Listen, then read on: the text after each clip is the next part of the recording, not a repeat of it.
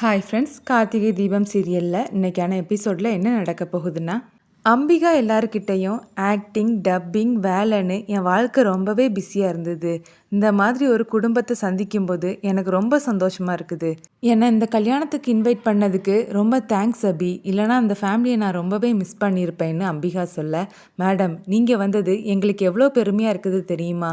நீங்கள் இங்கே வந்ததுக்காக நாங்கள் தான் உங்களுக்கு தேங்க்ஸ் சொல்லணும்னு அருண் சொல்ல, சரி கண்டிப்பாக இன்னொரு நாள் நான் உங்களை எல்லாரையும் வந்து சந்திப்பேன். இப்போ அதுக்கு முன்னாடி ஒரு கேம் விளையாடலான்னு அம்பிகா சொல்கிறாங்க. என்ன கேம் மேடம்னு தீபா கேட்க, பில்லோ கேம்.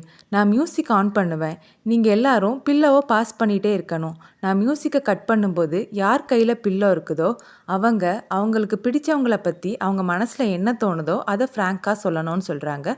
ஃபஸ்ட்டு அதில் மாட்டுறது ஆனந்த். அவங்க மீனாட்சியை பற்றி பேசுகிறாங்க. பொண்ணுங்க எல்லாருமே வீக்கானவங்கன்னு எல்லாரும் நினைக்கிறாங்க. ஆனால் உண்மையை சொல்லணும்னா அவங்க தான் ரொம்ப ஸ்ட்ராங். என் மீனாட்சி ரொம்பவே ஸ்ட்ராங். நான் தான் ரொம்ப வீக்காக இருந்திருக்கிறேன். அதனால தான் நான் ஒருத்தியோட வலையில் சிக்கிட்டேன். ஆனால் என்னோட மீனாட்சி என்னை ரொம்பவே ஸ்ட்ராங்காக நம்பினா. நான் திரும்ப வருவேன்னு அவன் நினச்சா. அவன் நினச்சது மாதிரியே நான் திரும்ப வந்துட்டேன். நான் பண்ண தப்புக்கு அவகிட்ட மன்னிப்பு கேட்கணும்னு நினைக்கிறேன். என்னை மன்னிச்சிரு மீனாட்சி, ஐ லவ் யூன்னு சொல்லி ஒரு பில்லோவை காட்டுறாரு. அடுத்ததாக மாட்டுறது தீபாவுடைய அப்பா. அவருடைய ஒய்ஃப் ஜானகியை பற்றி பேசுகிறாரு. கச்சேரியை பார்க்க வந்த ஜானகிக்கு என்ன பிடிச்சிருந்தது. ஆனால் நான் பொண்ணு பார்க்க வந்தப்போ ஜானகியுடைய தங்கச்சியை தான் நான் பொண்ணுன்னு நினச்சிட்டேன். கல்யாணத்தப்போ தான் நான் ஜானகியை பார்த்தேன். சரி, யாராக இருந்தால் என்ன, நம்ம யார் கழுத்தில் தாலி கட்டுறோமோ அவங்களுக்கும் உண்மையாக இருக்கணும்னு நினச்சேன். நம்ம விரும்புகிற இசையை நமக்கு பிடிச்சவங்களும் விரும்புகிறாங்கன்னா அது எவ்வளோ பெரிய பாக்கியம் தெரியுமா? என் ஜானகிக்கு நான் நாதஸ்வரம் வாசிக்கிறது ரொம்பவே பிடிக்கும். அவள் என் கூட பக்க பலமாக நின்னா. இன்னைக்கு நான் நாதஸ்வரம் வாசித்தேனே, அதில் கலந்திருந்தது என்னோட மூச்சு மட்டும் இல்லை, என் ஜானகியுடைய மூச்சுன்னு தான் சொல்கிறாரு. அதை கேட்டு எல்லாருமே சந்தோஷப்படுறாங்க. ஐ லவ் யூ ஜானகின்னு சொல்லி அவரும் அந்த பில்லோவை ஜானகி கையில் கொடுக்குறாரு. மூணாவதா ஐஸ்வர்யா மாட்டுறாங்க. ஐஸ்வர்யா கிட்ட உன் மனசில் இருக்கக்கூடியதை சொல்லுன்னு கேட்க, என்ன சொல்கிறதுக்குன்னு எனக்கு தெரியலை. எனக்கு இவங்க எல்லாரும் மாதிரியும் கோர்வையாக பேச தெரியாது. அவர் என்னை எப்போவுமே திட்டிக்கிட்டே இருப்பார். அதனால எனக்கு என்ன சொல்கிறதுக்குன்னே தெரியலன்னு ஐஸ்வர்யா சொல்ல, அப்படி என்னம்மா திட்டுவார்னு அம்பிகா கேட்குறாங்க. எருமை, ஹீட்ரு போட்டால் ஆஃப் பண்ண தெரியாதான்னு கேட்பாரு. உட்காந்தா திட்டுவார், நின்னா திட்டுவார், தொட்டதுக்கு எல்லாத்துக்குமே அவர் திட்டுவார். அவர் அவ்வளோ திட்டினாலும் அவர் என்னை லவ் பண்ணுறாரு, அது மட்டும் எனக்கு நல்லாவே தெரியும். ஐ லவ் யூங்கன்னு சொல்லி ஐஸ்வர்யா அந்த பில்லோவை அருணுக்கு கொடுக்குறாங்க. நாலாவதா தீபா மாட்டிக்கிறாங்க. தீபா கார்த்திகை பற்றி பேச ஆரம்பிக்கிறாங்க. சாதாரண குடும்பத்தில் பிறந்தவன்னா, என்னோட ரத்தத்தில் எங்கள் அப்பாவோட கலை கலந்துடுச்சுது. அதனால எனக்கு பாட்டு பாடுறதுனா ரொம்ப பிடிக்கும். நான் நல்ல பாட்டு பாடுறேன்னு எங்கள் அப்பாவும் அம்மாவும் சொல்லுவாங்க. என்னோட உலகமே என் அப்பா அம்மா, நான் கும்பிடுற தெய்வம் அந்த முருகனும் தான். அந்த முருகனே ஒரு முருகனை அனுப்பி வச்சு என் வாழ்க்கையில் வெளிச்சத்தை தந்தாரு.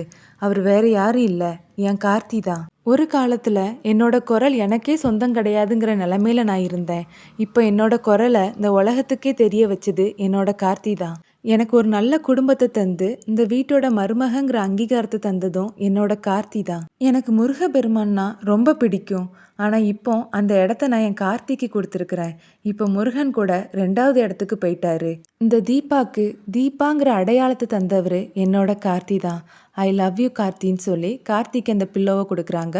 தீபா பேசுனதை கேட்டு எல்லாருமே கை தட்டுறாங்க. அபிராமி கண் கலங்கி உட்கார்ந்துருக்குறாங்க. அம்பிகா மீனாட்சியை தனியாக கூட்டிகிட்டு போய், இங்கே என்னதான் நடக்குது, எதுக்காக தீபா இவ்வளோ தூரம் எமோஷ்னலாக பேசுகிறா, அப்போ கார்த்திக்கும் தீபாக்கும் இடையில ஏதாவது பிரச்சனை இருக்குதான்னு கேட்குறாங்க. மீனாட்சி நடந்தது எல்லாத்தையுமே அம்பிகா கிட்ட சொல்கிறாங்க. இப்போ கூட கல்யாணத்துக்கு முன்னாடி கார்த்திக்கு தீபா மேலே காதல் வரணும்னு தீபா ஆசைப்படுறா. நாங்களும் எவ்வளவோ பிளான் பண்ணுறோம், ஆனால் எதுவுமே நடக்க மாட்டேங்குது மேடம்னு மீனாட்சி சொல்ல, சரி நான் சொல்கிறது மாதிரி செய், கண்டிப்பாக நடக்கும். நான் 80s உடைய காதல் நாயகி, அதனால நான் சொல்கிறது மாதிரியே பண்ணுங்கன்னு அம்பிகா ஒரு ஐடியா கொடுக்குறாங்க. சரிங்க மேடம்னு சொல்லிட்டு மீனாட்சி தீபாவை பார்க்குறதுக்காக போகிறாங்க.